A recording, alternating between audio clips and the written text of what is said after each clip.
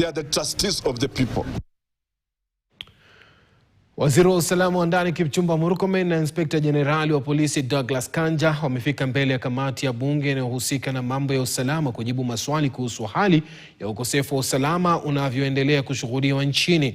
Kufika kwao kumeshinikizwa na ujio wa wahuni wanaoharibu mikutano ya kisiasa, huku wikendi iliyopita Waziri Murkomen akisema serikali imewakamata washukiwa zaidi ya 100 wahuni. Hebu tuelekee bungeni kwenye kikao kinachoendelea kwa sasa.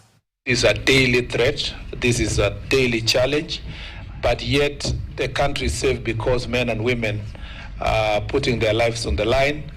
And because of the investment that we have put there, equipment that has been put there, and the improvement on technology, that's why we continue protecting our country. And therefore, when Kenyans hear cases of Al-Shabaab militants and so forth, it has never stopped for the last 15 years or so. It's just that we have continued to inhibit or to fight these threats daily. And let me repeat also that sometimes, even though it's not related to this question, a number of people keep asking why the budget for security has to be enhanced. Unfortunately, this is a sector where you will never know the danger until it happens. And you will not allow it to happen so that people can know the danger.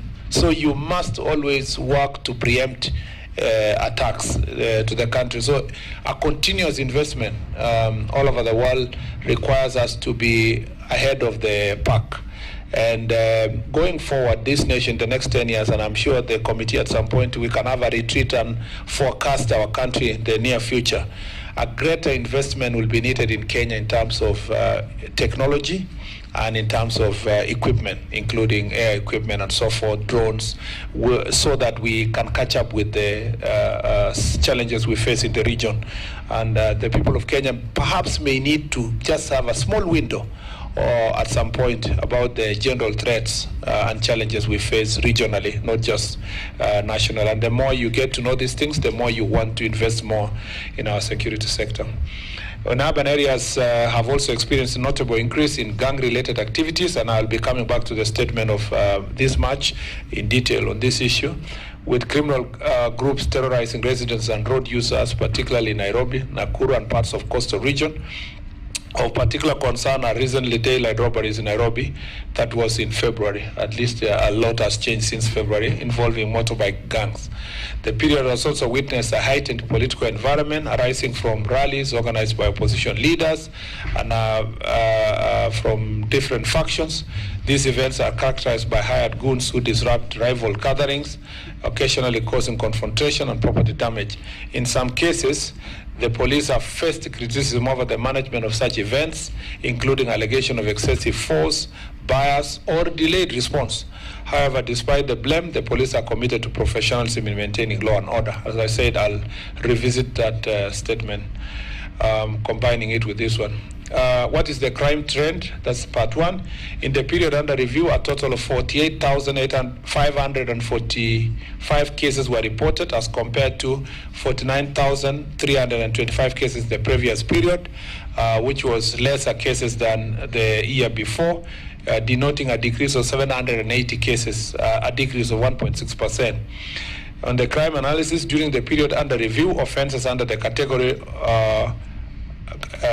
of other offenses against persons, assault, creating disturbance and affray, were the highest, followed by other penal code offenses, which are the highest was 12,305 cases, followed by the other penal code offenses, 8,226, which is 17%. The first one was 25%. And then stealing accounted for the 16%, which is 7,829. Dangerous drugs were 3,851 cases, which are a representation of 7%. Offenses against morality were 7%. That's defilement and rape, defilement, and such other offenses, otherwise known as sexual offenses, properly so in Sexual Offences Act. 3,478. Offenses involving police officers, corruption, and traffic offenses were minimal. Decrease in crime rates was recorded in most categories of offenses except traffic offenses, as illustrated in the table. And you'll see the table there. Homicide cases were 1509, and the previous time it was decreased. Previously it was 1,509 homicide cases. Now became in that period 1,413. Offenses against morality 3,738, and it reduced to 3,478. Other offenses: robbery, breakaways, theft of stock, stealing, theft of by servant, vehicle, and other thefts. They are all listed there, and so forth and so forth, Mr. Speaker. Mr. Chair, if you look at there's a graph that is presented there. Then there are hotspots listed in the relevant pages. You will see it for yourself. Northeastern, places like Fafi, Uluko, Elders, places like Ramu, Arabia, Lafay. In Nakuru, Kaptembwa is very prominent, Bondeni, Free Area, Nakuru CBD. Trans Nzoia is places like those Chepchoina, Falkland areas, Narok Town, Nangata, Barikoi. You remember the incidents we had there. Kitengela, Isinya in Kajiado, other places in Samburu like Maralal, Baragoi area, Kisumu Ndogo in Uasin Gishu, Munyaka, Huruma, Mwanzo, places in West Pokot, especially Lami Nyeusi with their border with Turkana, Viika, places like Luanda Town, Busia, and so forth. I'm just speaking some places. Machakos in Mlolongo and Joska at the river areas. In Kisumu, places like Manyata slums, Nyalenda slums, among others, became like the epicenter of, those are just generally hotspots for different kinds of crimes, and the table is provided. In terms of specialized units in place to address mugging and robbery with violence, crimes, and prevention measures, Mr. Chair, the service has several interventions in place to address incidents of mugging and robbery with violence. Excuse me. These include increased police presence in identified hotspot areas and deployment of standby response teams to attend to distress calls. The following areas are categorized. Following are categories of officers engaged in these efforts: foot and mobile patrol by general duty officers to enhance deterrence and to facilitate arrest of suspects; undercover police teams deployed to conduct covert operations and intelligence-led interventions; Crime Research and Intelligence Bureau, which supports investigation including tracking of stolen electronic devices; crime scene investigation unit responsible for documentation, preservation and processing of crime scenes; forensic experts, Operation Action Team, and Operation Support Units. These are some of the units available for that work. Crime prevention measures: conducting regular mobile and foot patrols. Thank you, Mr. Speaker. Conducting regular mobile and foot patrols to enhance police visibility, deployment of undercover officers, deployment of officers to lockups which enhance police presence and acts as deterrent to criminal activities, utilization of integrated command control, communication IC3 equipment, use of police radio communication system, use of toll-free reporting channels such as Vichua kwa DCI, working with Nyumba Kumi and community policing, targeting crackdown operations in known offenders and areas, promotion of self-regulation within the border sector to help identify, arrest, and criminal elements that have infiltrated the sector to commit offenses. In summary, Mr. Speaker, these strategies are applied from time to time, and it is also infused with redeployment of police officers. So sometimes in the past we had a problem around this period in Nairobi, a lot of muggings and so forth, and the Inspector General of Police made changes in terms of human personnel and command officers, and from time to time when these changes are done, it has helped to reduce the incidence of crime. In Nairobi, we have made great progress from what we saw around that period in the streets of Nairobi. In Mombasa and Coast region generally, Kwale, Mombasa, Up to Kilifi, we had these Panga boys, and thanks to the good job of the regional police team led by Mr. Nuno, they have done a very good job in terms of crackdown. I had meetings with them when we had Jukwaa la Usalama, and great progress has been made in arresting and dealing with this situation.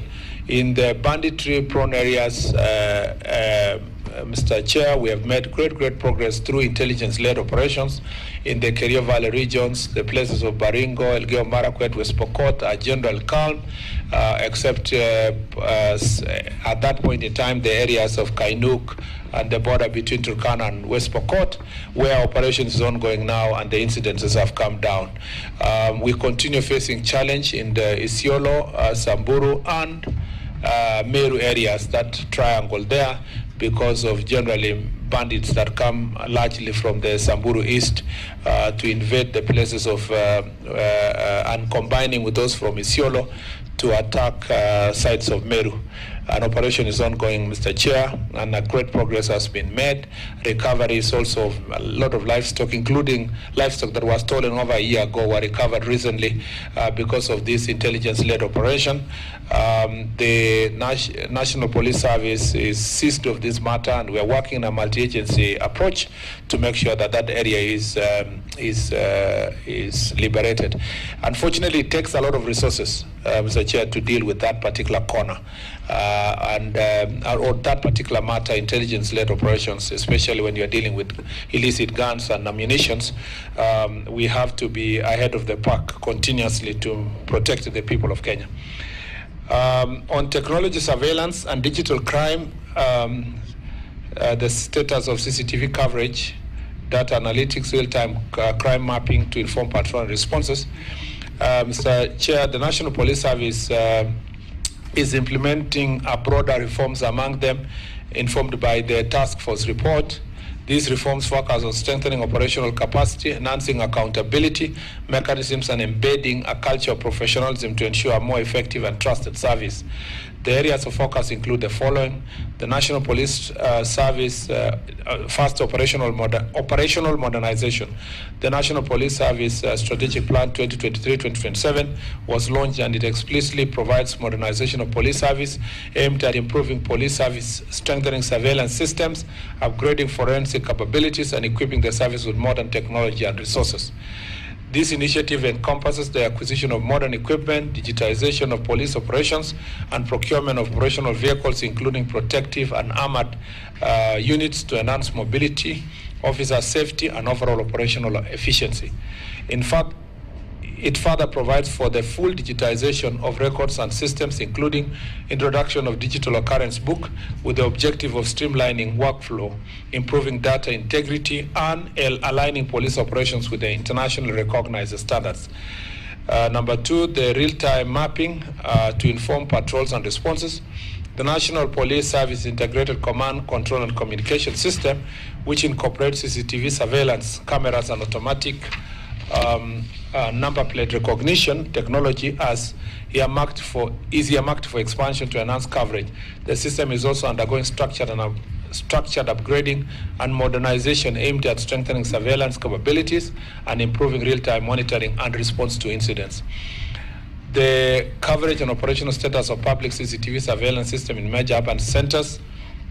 The National CCTV Integrated Command Control Communication System currently provides extensive surveillance coverage in Nairobi and Mombasa. The system comprises approximately 1,899 surveillance cameras and 281 ANPR cameras deployed across 664 sites nationwide, with Nairobi hosting the largest concentration. Coverage includes Nairobi CBD and key arteries such as Thika Superhighway, Mombasa Road, Jogoo Road, Ngong Road, and Wayaki Way, as well as a critical installation including airports, government buildings, and major intersections. While some of these cameras remain operational and critical to policing and investigations, the overall effectiveness of the system is constrained by damage, dependence on leased fiber infrastructure and inactive sites. The existing CCTV and ANPR system have been in operation for over 8 years.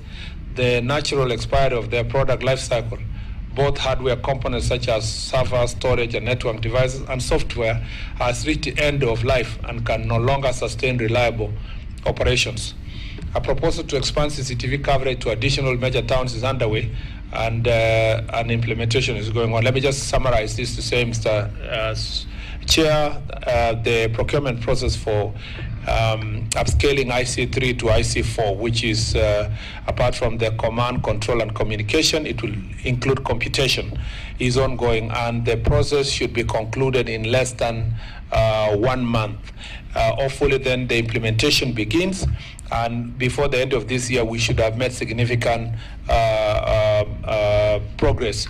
The point is this, that we will have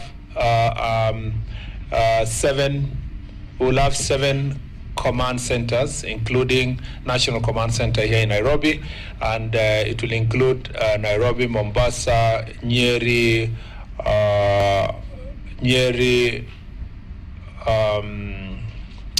Meru, Nakuru, Kisumu, Eldoret, to start with.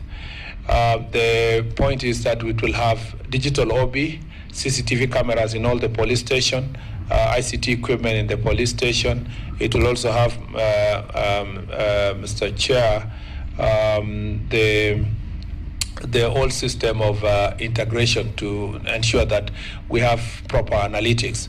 And then it will have 11,000 radio communication radio equipment for the police officers. All this is being worked out to ensure that there is a greater surveillance, and particularly targeting these urban areas, especially when you talk about gangs and goons are operating in the urban areas, and so proper surveillance and identification will be done in places, in hotspots of gangs like Nairobi, Kisumu, Nakuru, and other places across the country. That will really help us to be able to deal with this issue decisively. Mr. Chair, maybe you can. There's 7. You say 7 command centers. Seven command centers. That is Nairobi, Mombasa, Nyeri, Meru, Nakuru, Eldoret, and Kisumu, plus now a national command center, which will be integrated, and then slowly we move. We go to Kisii town, we go to other towns. As they grow, we focus on the concentrated urban areas. You go to Nanyuki, you go to Isiolo, you progress until you cover as many places. Bila shaka huyo ni waziri wa usalama wa ndani Kipchumba Murkomen, ambaye yuko mbele ya kamati ya bunge ya usalama akielezea yale